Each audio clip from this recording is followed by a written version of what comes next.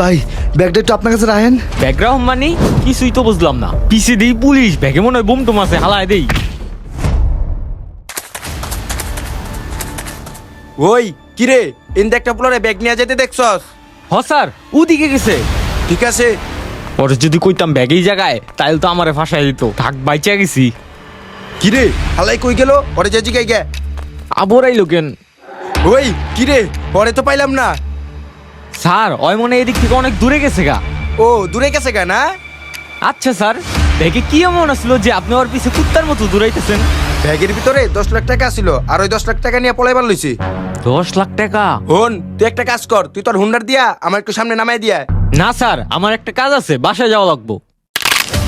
কি তোর কত বড় সাহস, তুই পুলিশের মুখে না করস? কি করি? পিছনে 10 লাখ, সামনে ওই ডাকাতটায়। টাকা তো এমনি আচ্ছারা করা যাইব না। স্যার, আপনি একটা কাম করেন, আমি আপনার গাড়ির চাবি দিয়ে দিতেছি, আপনি ডাকাতটা আরে ধরেন, আমি থানা থেকে আপনার কাছ থেকে বাইক নিয়ে আমুনি। ঠিক আছে, ধন্যবাদ। তুই থানায় হুন্ডাটা নিয়ে যাইস। আচ্ছা স্যার।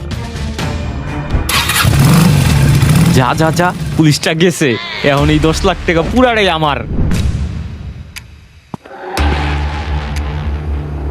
আশেপাশে কেউ আছে নাকি?